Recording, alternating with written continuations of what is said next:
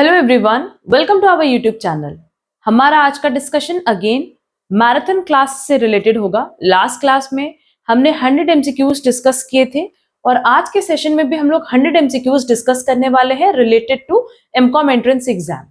हमने last class में बताया था कि हमने ओवरऑल 12 मैराथन क्लासेस पहले अपलोड की हुई है, लाइक 2024 एंड 25 में, बट वो भी ना आपके एग्जाम के लिए इक्वली रेलेवेंट है। ऐसा नहीं है कि वो 2024-25 में अपलोड किया गया तो वो उसमें जो एमसीक्यूज है वो रेलेवेंट नहीं है, क्योंकि बेसिकली कोई कॉन्सेप्ट चेंज हो नहीं रहा है। कॉमर्स के सारे कॉन्सेप्ट सेम है, प्लस आपका कोर्स भी कहीं कुछ चेंज नहीं हुआ है, तो वो सारे क्लासेस भी आप लोगों के लिए इक्वली रेलेवेंट है। और अब जो हम मैराथन क्लासेस अपलोड कर रहे हैं उनके क्वेश्चंस भी एग्जाम पॉइंट ऑफ व्यू से बहुत इंपॉर्टेंट है, तो इनकी प्रैक्टिस आप लोग अच्छे से कर लेना। एक और पॉइंट डिस्कस कर लें कि अगर आप लोग एमकॉम एंट्रेंस एग्जाम से रिलेटेड क्लासेस, स्टडी मटेरियल या टेस्ट सीरीज में इंटरेस्टेड हो तो वो आप हमारे ऐप से डायरेक्टली परचेज कर सकते हो। ऐप की लिंक हमने डिस्क्रिप्शन बॉक्स में दे रखी है। बेसिकली आपको वहां से हमारी online classes, test series and study material का ऑप्शन मिल जाएगा।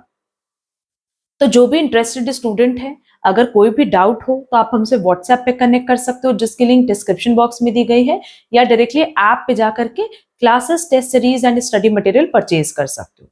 अब जो स्टूडेंट स्टडी मटेरियल या टेस्ट सीरीज परचेज कर रहे हैं उनके लिए तो वेल एंड गुड है, बट अगर नहीं कर रहे हो तो मेरा ये सजेशन होगा, अगर सेल्फ स्टडी कर रहे हो तो ये जो मैराथन क्लासेस की पूरी सीरीज है ये तो आप जरूर से कवर करना, बट साथ ही साथ आप हमारी टेस्ट सीरीज ज्वाइन कर लेना, सो दैट आप एग्जाम अच्छे से अटेम्प्ट कर पाओ, एग्जाम में आपको कुछ भी नया ना लगे। जब आप टेस्ट अटेम्प्ट करते हो ना तो बहुत सारे आपके डाउट्स क्लियर हो जाते हैं, ठीक है। और बाकी मैराथन क्लासेस में हमने मोर देन 3000 प्लस एमसीक्यूज अभी तक डिस्कस किए हुए हैं, तो जो भी स्टूडेंट एनरोल्ड है या नहीं है, दोनों के लिए हमारा ये सजेशन होता है कि मैराथन क्लासेस की पूरी प्लेलिस्ट आप लोग जरूर से कवर कर लेना। अगेन प्लेलिस्ट की आप लोगों को लिंक हमने डिस्क्रिप्शन बॉक्स में दे रखी है। चलो अब जल्दी से अपना आज का सेशन स्टार्ट करते हैं, जहां अगेन हम लोग नेक्स्ट 100 एमसीक्यूज डिस्कस करने वाले हैं। हमारे पास पहला क्वेश्चन है, the subject matter of economics has been divided in how many parts. हमें पता है कि अगर इकोनॉमिक्स की बात करें तो इसको दो पार्ट में डिस्ट्रीब्यूट किया गया है, micro and macro. Correct answer होगा A. Next, the word macro is derive from which word. Macro की बात करें तो इसको ग्रीक वर्ड मैक्रो से डिराइव किया गया है, जिसका मतलब होता है large. Next, Dash is a system of economic organization featured by the private ownership and the use for private profit of man-made and nature-made capital। जब भी हम प्राइवेट की बात करते हैं तो नो डाउट हम कैपिटलिस्ट इकोनॉमिक या कैपिटलिज्म की बात कर रहे हैं, क्योंकि वहां पे लैंड, लेबर, कैपिटल, एंटरप्रेन्योर किसका होता है? प्राइवेट होता है। मतलब आपका लैंड, लेबर, कैपिटल होगा और आप ही उसके ओनर होगे। आप जिस तरह से चाहो उस पर प्रोडक्ट बना करके सेल कर सकते हो, ठीक है ना। तो बेसिकली कैपिटलिस्ट इकोनॉमी में पर्पस यही होता है कि जो कंज्यूमर खरीदना चाहेगा वही हम बना करके सेल करते हैं। तो करेक्ट आंसर हो जाएगा C, capitalism. Next, the consumers demand for consumer goods for their own satisfaction is called dash demand. Elasticity, direct inelasticity, all of this. यहाँ पे क्या कह रहा है कि कंज्यूमर की डिमांड कंज्यूमर के गुड्स के लिए ओन सेटिस्फैक्शन के लिए हो रहा है, तो ये हो जाएगा हमारा direct demand. Next, the dash means want satisfying power of a commodity. ये तो हमने बहुत बार बताया कि यूटिलिटी का मतलब होता है want satisfying power of a commodity, कि किसी पर्टिकुलर कमोडिटी से आपकी आपको कितना सेटिस्फैक्शन मिल रहा है। Next, the concept of consumer surplus was first given by Marshall, Giffen, Dupuit, none of these. Correct answer होगा C, Dupuit. Next, the law of demand indicates only the direction of change in quantity demanded in response to a change in price. Law of demand में basically यही तो कहता है ना कि price and quantity demanded में inverse relationship है, and ceteris paribus, that is बाकी सारी चीजें क्या रहेंगी? Remaining same. Next, the Delphi technique is the opinion of number of experts about dash demand is first obtained. देखो डेल्फी टेक्निक बेसिकली हम लोग यूज करते हैं फॉर फ्यूचर डिमांड, मतलब आपको ये कैलकुलेट करना होता है, फोरकास्टिंग करनी होती है। तो करेक्ट आंसर क्या होगा? Future, present, past. No doubt correct answer होगा ए। नेक्स्ट,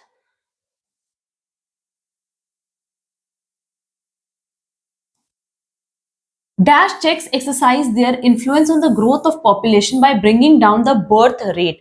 बेसिकली ये डेफिनेशन है किसकी? प्रिवेंटिव चेक्स की। Next, dash cost is addition to the total cost cost by producing one more unit of output. जब भी हम एडिशनल की बात करते हैं तो हम टर्म यूज करते हैं marginal. Next, dash level of output shows the minimum level of output required to be sold if the firm will be just in no profit no loss position.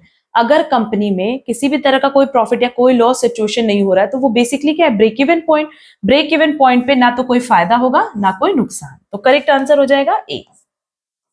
Next, the technique of linear programming developed by Marshall Giffen Dupuit Dantzig. Correct answer होगा D, Dantzig. ठीक है, ये basically learn करने वाला question है, साथ ही साथ learn कर लेना. Dash competition is said to prevail when there is a large number of producers who produce a homogeneous product. Large number of producer, homogeneous product, ये कहाँ होता है? ये होता है हमारा perfect competition market में. अगर imperfect की बात करें, that is monopolistic competitive market की, तो उसमें भी large number of producers तो होते हैं, but heterogeneous होता है. Basically क्या होता है ना कि वहां पे, जैसे यहाँ अगर हम लोग perfect competition की बात करें, तो हम लोग स्पेशली कोलगेट की बात करें. ठीक है, और अगर मोनोपोलिस्ट इकोनॉमी की बात करेंगे या मोनोपोलिस्ट कंपटीशन की बात करेंगे तो वहां हम लोग पूरे टूथपेस्ट मार्केट की बात करते हैं, जिसमें कई तरह के टूथपेस्ट अवेलेबल होते हैं. नो डाउट उनके कलर, टेस्ट थोड़े चेंज होते हैं, बट है तो सब क्या, टूथपेस्ट. ठीक है. Next,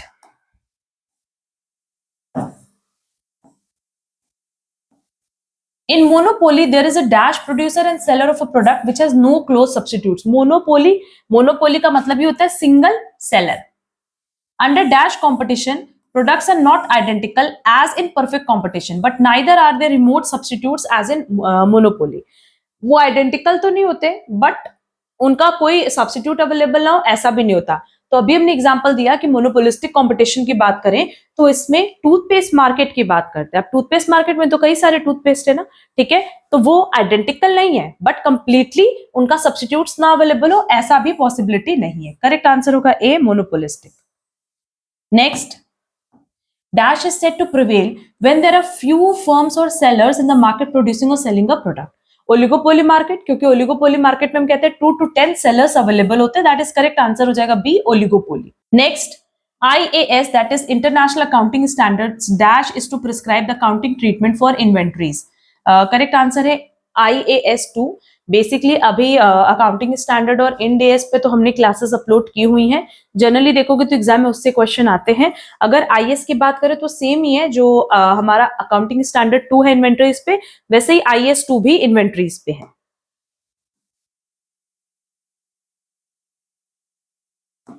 next, dash defines the treatment of accounting policies, changes in accounting estimates and errors. Learn कर लेना IAS 8. Next, IFRS is to specify the financial reporting of a share-based payment transaction. Correct answer है IFRS 2.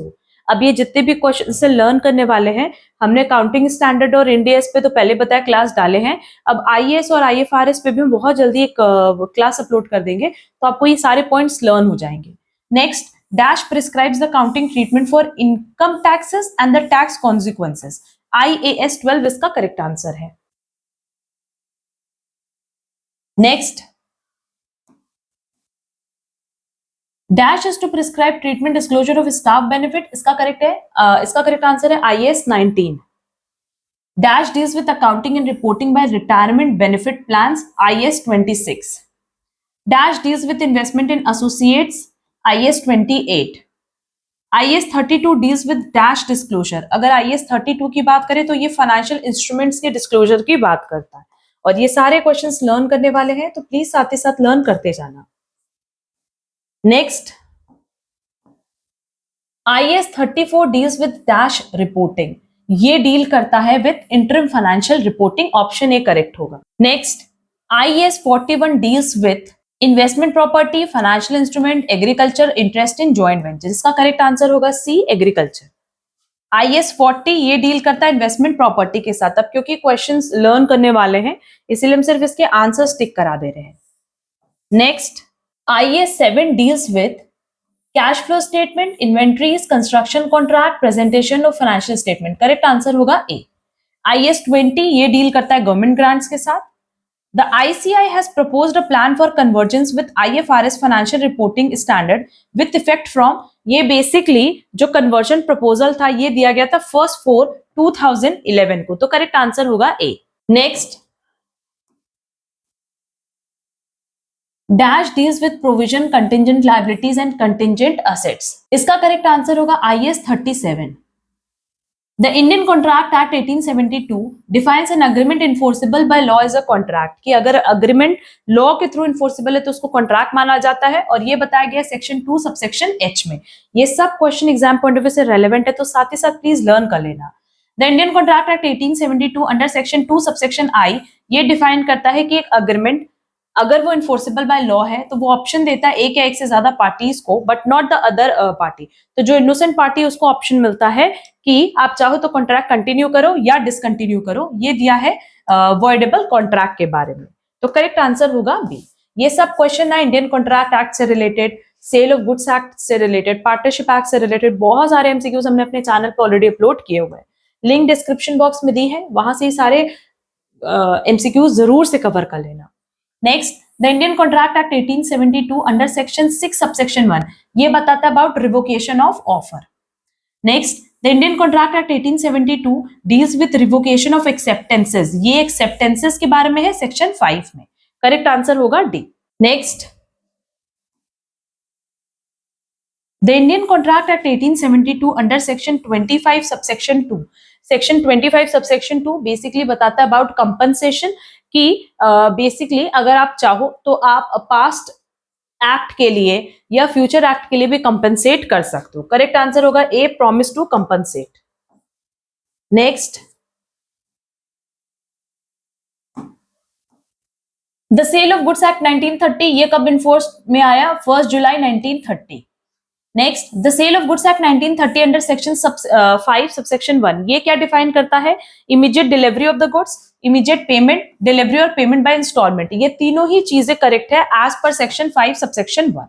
Next, the sale of goods act 1930 under section 45 subsection 1 ये section है for unpaid sellers. Next, the Indian contract act 1932 under section 5 ये state करता है कि partnership जब भी arise होती है तो होती है by the way of contract. Option C correct है। Next, dash elasticity of demand measures the responsiveness of demand to a change in the real income of the consumer. देखो, इलास्टिसिटी ऑफ डिमांड 3 कॉन्सेप्ट्स थे इसमें, एक तो price elasticity, एक income elasticity और एक cross elasticity. क्या इस पे हमने डिटेल लेक्चर्स डाला है? हाँ, हमने इलास्टिसिटी ऑफ डिमांड पे बहुत डिटेल लेक्चर ऑलरेडी अपने चैनल पे अपलोड किया है। अगेन इसकी लिंक आपको डिस्क्रिप्शन बॉक्स में दी गई है। अब क्योंकि इनकम से रिलेटेड है तो करेक्ट आंसर होगा income elasticity of demand. Next, as per Companies Act 2013 section 464 defines the number of partners in firm carrying a business should not exceed 100 persons. The Indian Partnership Act 1932 under section 44 deals with dissolution by order of the court. Section 44 में बोला है ना कि court order दे सकता है dissolution का कब? जब पार्टनर इनसेन हो जाए, पागल हो जाए, कोई परमानेंट इनकैपेसिटी हो जाए, वो एक्ट ना कर पाए, मिसकंडक्ट ऑफ पार्टनर या पार्टनर ने किसी तरह का कोई मिसकंडक्ट किया हो, गलत एक्ट किया हो, इन तीनों ही केसेस में डिसोल्यूशन का ऑर्डर कोर्ट दे सकता है। Next, dash discrimination refers to the practice of a seller of selling the same product at different prices to different buyers. ऐसा होता है ना जनरली, जैसे रेलवे में देखो जो टिकट्स होती हैं सिटीजन्स, नॉर्मल सिटीजन्स के लिए अलग होती है और सीनियर सिटीजन्स के लिए वही जो टिकट है उसकी प्राइस डिफर करती है। तो ये बेसिकली कॉन्सेप्ट है related to price discrimination. Next, the companies act 2013 under section 2 subsection 45 states that any company in which not less than dash percentage of the paid up share capital is held by the central government 51%. Correct answer होगा A. Dash defines foreign company under the companies act 2013, foreign companies को define किया गया under section 2 subsection 42। ये सारे questions इसमें जो हमने include किए सब लर्न करने वाले हैं, तो प्लीज इसको अच्छे से लर्न कर लेना साथ ही साथ। Next, the companies act 2013 states that the charter of a company is it's, charter मतलब जो इंपॉर्टेंट है, बेसिकली मेमोरेंडम ऑफ एसोसिएशन की बात कर रहे हैं। Again memorandum of association and article of association पे भी हमने डिटेल लेक्चर अपने चैनल पे अपलोड किया हुआ है। Next, which section of the Central Goods and Services Tax Act states, ये क्वेश्चन कट कर देंगे। Next, the Negotiable Instrument Act 1881 under which section defines a negotiable instrument act means a promissory note, bill of exchange और check, ये section 13 में define किया गया है। Correct answer होगा A. Next, a negotiable instrument may be dishonored in either ways, दो तरीके होते हैं, एक तो आपने नॉन एक्सेप्टेंस कर दिया, एक आपने नॉन पेमेंट कर दिया। करेक्ट आंसर होगा B 2। Next, As per the Income Tax Act, every SSC whose total income exceeds the maximum exempt limit, उनको इनकम टैक्स पे करना होता है 1961.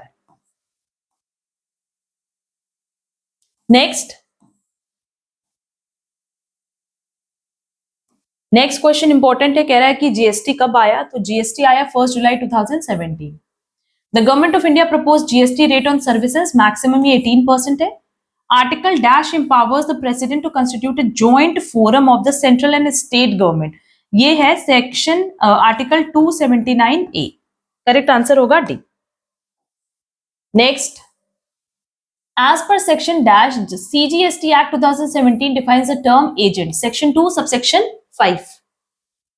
Under GST Act the input service distributor GST payment due date is, due date होती है अगले महीने की 13. करेक्ट आंसर होगा सी. नेक्स्ट क्वेश्चन कट कर देंगे.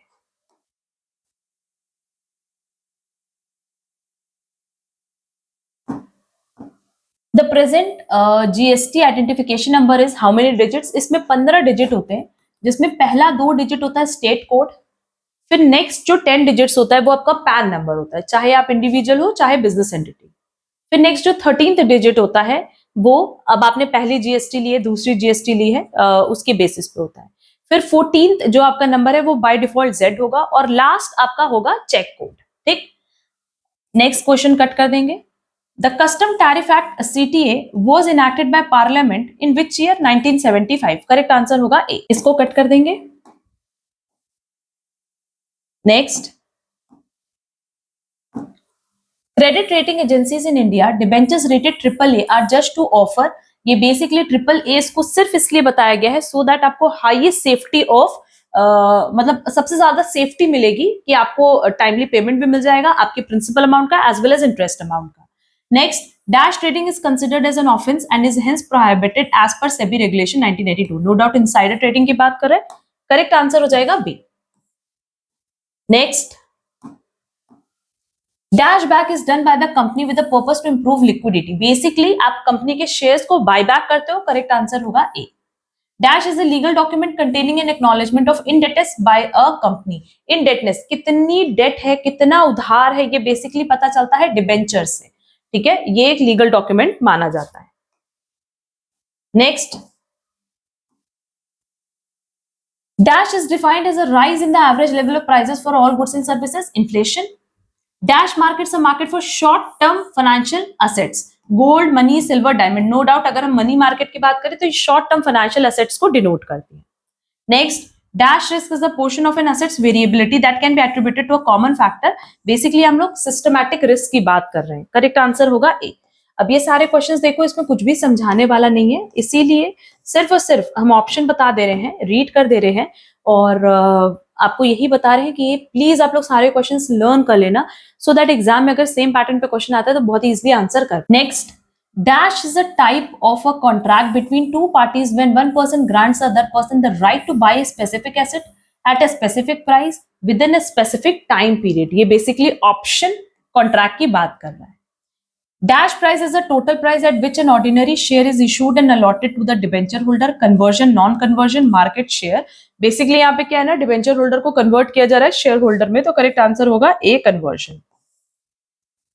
Next, dash is the right to buy a share of a specified company at a certain period during a given period of time. अभी ऊपर बताया ऑप्शन, बेसिकली इसको कॉल ऑप्शन कहते हैं, correct answer होगा A. Next, dash is a contract is an agreement that requires a party to a agreement either to sell or buy something at a designated future date. तो ये future contract की बात कर रहा है. Dash is a position that is taken as a temporary substitute for a latter position in another asset, or to protect the value of an existing position in an asset until the position can be liquidated. Basically ये पूरा concept hedging का है, तो ये भी आपको learn करना है. तो ये बेसिकली डेफिनेशंस दिए हुए हैं, बस यहां से आपको लर्न कर लेना है. Next, dash derivatives are financial contracts that allow market participants to take positions on macroeconomic data releases. ये बात कर रहा है अबाउट इकोनॉमिक डेरिवेटिव्स की. नेक्स्ट, ग्लोबल डिपॉजिटरी रिसीट्स, ये इंट्रोड्यूस्ड हुआ in late 1980s and 1990s. Option A correct होगा. Next, budgeting is a process of making investment decision in capital expenditure. Capital budgeting, क्योंकि कैपिटल बजटिंग का मतलब भी होता है जब आप एसेट में इन्वेस्ट करते हो। Next, dash flow statement is design to analyse the changes in the financial condition of a business enterprise between two periods. Cash flow statement की बात कर रहा है। Next, analysis is a process of identifying the financial strength and weaknesses of the firm by properly establishing relationship between the items of the balance sheet and the profit loss statement or account. Market, financial, price, none of these. No doubt correct answer होगा B, क्योंकि financial analysis में ही आप balance sheet और PL के सारे items का एक रिलेशनशिप एस्टैब्लिश करते हैं। Next, dash ratios which measure the short term solvency. Short term solvency basically कहां डिस्कस किया जाता है? लिक्विडिटी रेशियो में, जिसमें current ratio and quick ratio है। Dash cost are the cost which can be conveniently identified with and allocated to a particular unit of final product. Direct, क्योंकि ये क्या हो रहा है कि आप डायरेक्टली उसको अलोकेट कर सकते हो, तो ये डायरेक्ट कॉस्ट है। अगर आप डायरेक्टली कैलकुलेट नहीं कर सकते, जैसे फैक्ट्री सुपरवाइजर है, अगर हम उसको अपॉइंट कर रहे हैं ए बी सी तीनों प्रोडक्ट के लिए, तो हम उसकी सैलरी को कभी भी इक्वली बाइफरकेट या किसी रेशियो में बाइफरकेट नहीं कर सकते ना, डायरेक्टली बाइफरकेट नहीं कर सकते। तो उस केस में उसको कहा जाता है indirect cost. Next, dash is the difference between sales and variable cost. Sales and variable cost का जो डिफरेंस होता है, इसको हम कहते हैं कंट्रीब्यूशन। और जब हम कंट्रीब्यूशन में से फिक्स कॉस्ट माइनस करते हैं तो हमारे पास आता है आइदर प्रॉफिट और लॉस। ठीक है, तो as per given option correct answer होगा B, contribution. A budget dash is that part of the organisation for which the budget is prepared. Budget centre, ठीक है, बजट सेंटर ही बेसिकली वो part होता है जिसके लिए आप बजट बनाते हो। Next, business forecasting is an act of predicting the future dash conditions on the basis of past and present information. Basically जो हम business forecasting करते हैं वो future business condition को जानने के लिए होता है। अब ऑप्शन में दिया economic, social, financial, all of these. Correct answer हो जाएगा डी, all of these, क्योंकि ये सारी चीजें हम यहाँ कंसिडर करते हैं। Next, a letter of credit is an undertaking by a bank to honor the obligations of its customer up to a specified amount. Correct answer हो जाएगा B, bank. Letter of credit पे भी हमने detail discussion डाला हुआ है। Next, an operator who expects a rise in prices of securities in the future, के future में प्राइस बढ़ेगी, ये कॉन्सेप्ट है बुल का। When two or more concerns dealing in same product or service join together, मतलब same level पे काम कर रहे हैं, तो इसको हम कहते हैं horizontal merger. Types of merger पे भी हमने डिटेल डिस्कशन क्लास डाली है। हॉरिजॉन्टल मर्जर, वर्टिकल मर्जर क्या होता है, ठीक है, डायगोनल मर्जर क्या होता है। अगर अभी तक आपने वो नहीं क्लास कंप्लीट की है बिजनेस कॉम्बिनेशन की, तो प्लीज वो भी क्लास आप लोग जरूर से कवर कर लेना। हमने बताया भी है कि देखो हमने ना मैक्सिमम टॉपिक्स तो अपने चैनल पे अपलोड किए हुए हैं।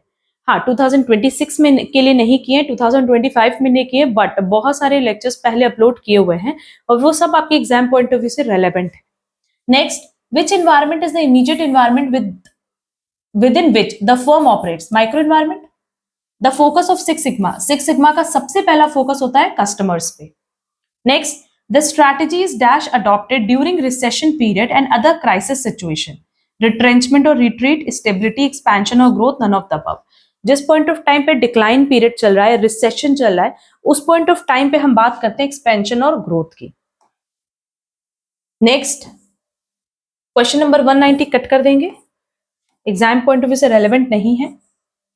Next, under TQM that is total quality management, dash is recognised as a measurable commodity. Quality की ही तो बात करें, करेक्ट आंसर होगा ए। 192 एंड 193 अगेन कट कर देंगे, एग्जाम पॉइंट ऑफ व्यू से रेलेवेंट नहीं है। 194 भी। Next, BPR stands for, BPR का फुल फॉर्म है बिजनेस प्रोसेस री इंजीनियरिंग, जो कि ऑप्शन डी में दिया है।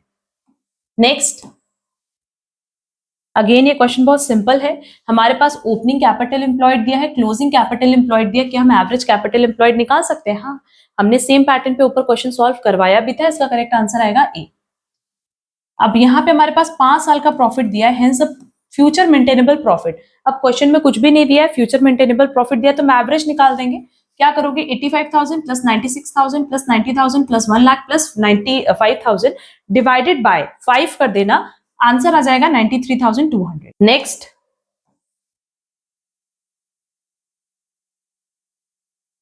The value of business is given, total number of shares outstanding is given. क्या हम वैल्यू ऑफ इक्विटी शेयर्स निकाल सकते हैं? हाँ, एक इक्विटी शेयर की वैल्यू कितनी हो जाएगी? 18,40,000 ये वैल्यू ऑफ बिजनेस है, और नंबर ऑफ शेयर्स आउटस्टैंडिंग कितने हैं? 10,000। सिंपली मेरे पास एक शेयर की वैल्यू जाएगी 184 रुपीज। नेक्स्ट, हमारे पास क्वेश्चन में सुपर प्रॉफिट दिया है। The number of years of purchase is 5 years, hence the value of goodwill under the super profit method. अगर गुडविल की बात करें तो as per super profit method goodwill का फॉर्मूला क्या है? सिंपल है, super profit multiply by number of year purchased. और सुपर प्रॉफिट कैसे निकालते हैं? Average profit minus normal profit. क्योंकि क्वेश्चन में कुछ दिया नहीं है, सुपर प्रॉफिट दिया 1,80,000 और नंबर ऑफ ईयर परचेज दिया 5, दोनों को मल्टीप्लाई कर देंगे तो हमारा गुडविल आ जाएगा, जो कि आएगा 9 लाख। और हमारा आज का लास्ट क्वेश्चन है कि कैपिटल एम्प्लॉयड गिवन है 1,20,00,000, weighted average cost of capital given है 10%। क्या हम कॉस्ट ऑफ कैपिटल निकाल सकते हैं? हाँ, निकाल सकते हैं। जो हमारा रिक्वायर्ड रिटर्न है वो किसके बराबर होगा? Capital employed multiply by average weighted average cost of capital.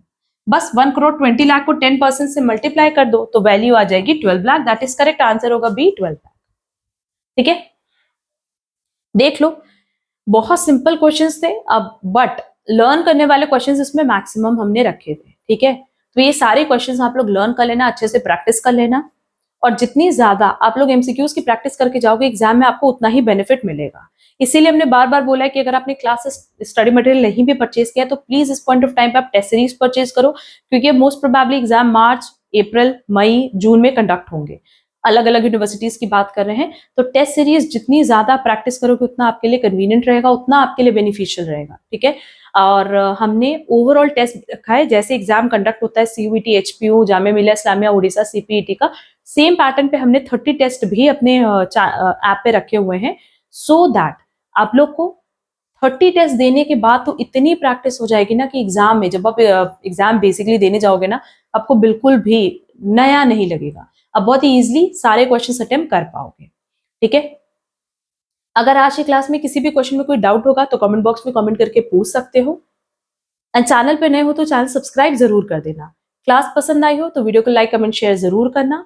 अब हम लोग मिलेंगे हमारी नेक्स्ट क्लास में, आज के लिए बस इतना। Thank you so much.